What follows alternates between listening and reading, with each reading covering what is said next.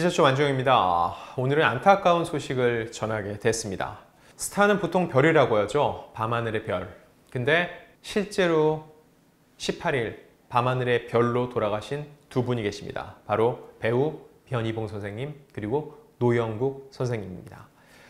사실 좀 환절기 되면은요, 이렇게 어르신분들의 비보가 자주 들려서 참 마음이 안 좋은데 9월 18일에는 연이어 두 분이 이렇게 유명을 달리하셨다고 합니다.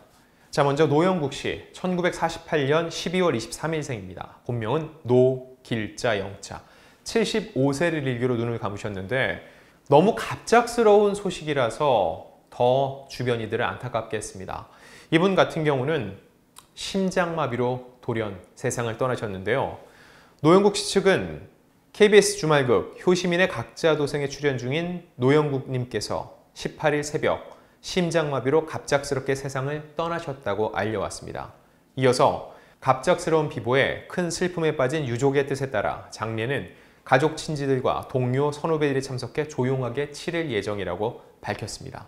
이분이 평소에 큰 지병이 없으셨다는 겁니다.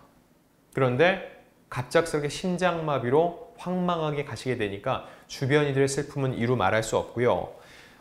이분이 정말 지병 없이 건강하셨다는 건 지난 16일 첫 방송된 이 KBS 주말극 효시민의 각자도생 한창 촬영 중이었습니다.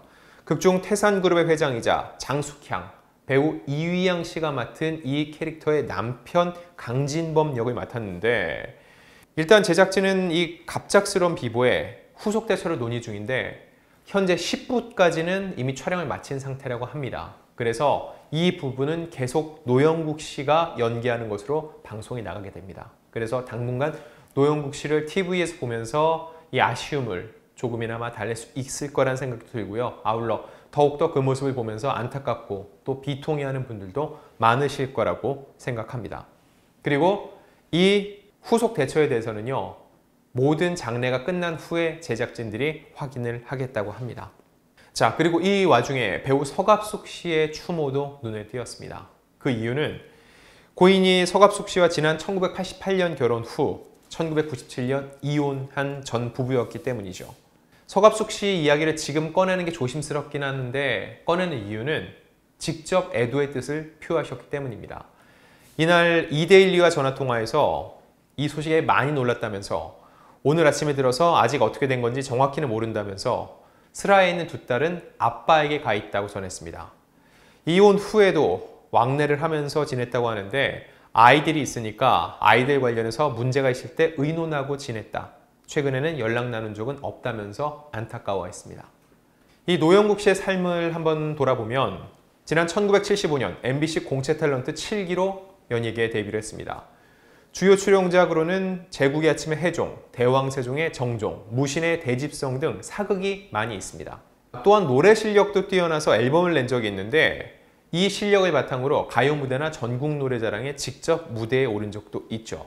최근에는 배우보다 가수 활동도 많았는데 지난 2021년 말 태종 이방원에서 조준 역을 맡은 이후 배우 활동을 활발히 해왔습니다.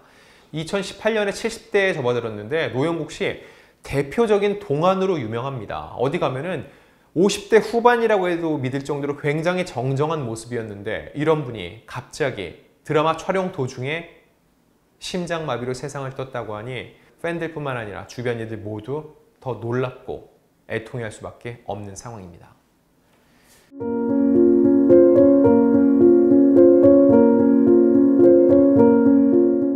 다음은 같은 날 세상을 떠난 변희봉 씨의 삶을 또 한번 짚어보겠습니다.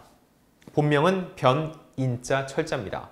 1942년 6월 8일생, 올해 81살의 나이로 세상을 떠나셨습니다.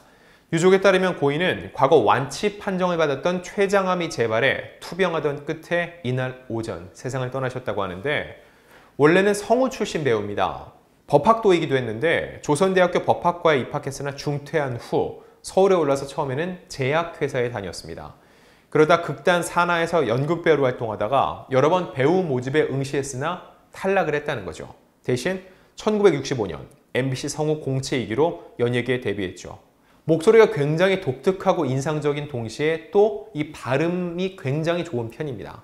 주요 작품들을 보면은 악역을 많이 맡았습니다. 1970년 MBC 반공 드라마 홍콩 101번지로 데뷔한 후에 수사반장에서는 여러 악역을 도맡기도 했었죠. 그러다 1980년대 방송된 조선왕조 500년에서 유자광 역을 맡으면서 본격적으로 배우로서 이름을 알렸는데 이때 유행어가 있습니다. 손금으로 점을 보면서 뭐뭐는 내 손 안에 있소이다. 이 대사가 유행어가 됐고 이거 어디서 많이 들어본 것 같지 않으세요? 이 드라마 속 유행어가 TV 밖으로 나와서 CF 촬영까지 하게 됐던 거죠.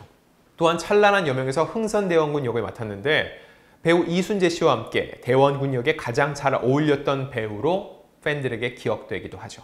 개성 있는 연기파 조연으로서 많이 각인되어 있는데 코믹하면서도 또 어떻게 보면 악역스럽고 반대로 보면 또 굉장히 매력적인 역할을 많이 소화를 해왔습니다.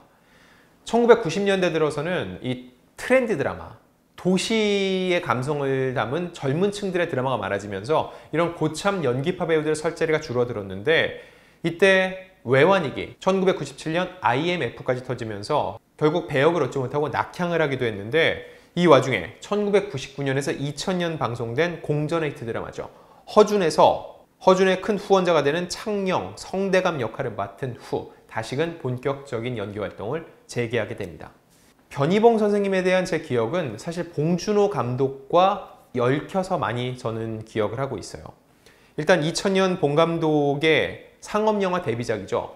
봉 감독이 삼고초려 끝에 플란다스에게 섭외하는 데 성공을 했는데 처음에는 봉 감독의 출연 제의를 거절했다고 합니다. 그런데 봉 감독과 그 마포에 있는 가든 호텔에서 만났대요. 그때 봉 감독이 줄줄이 출연작을 다 읊으면서 정성을 보이는 모습에 감탄을 해서 출연을 하게 됐다는 거죠. 이후 봉준호 감독의 영화에 단골 배우로 출연했습니다. 살인의 추억에서는 엉뚱한 용의자 백광호를 잡고 좋아하다가 끝내 잘리는 구반장 역을 맡았었고요.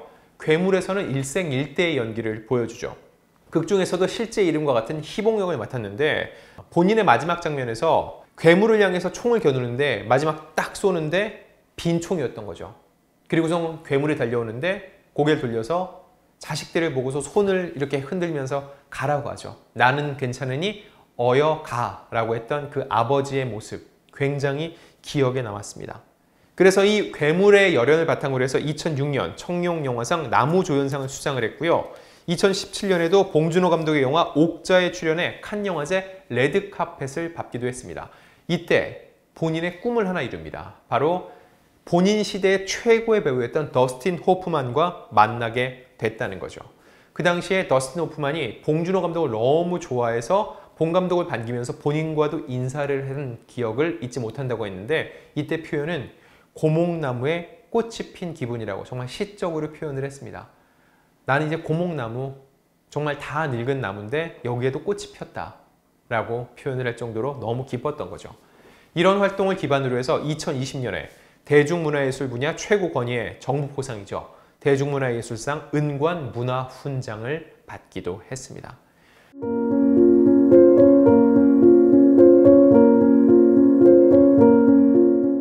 전 개인적으로 마지막 인터뷰는 2020년 2월이었어요.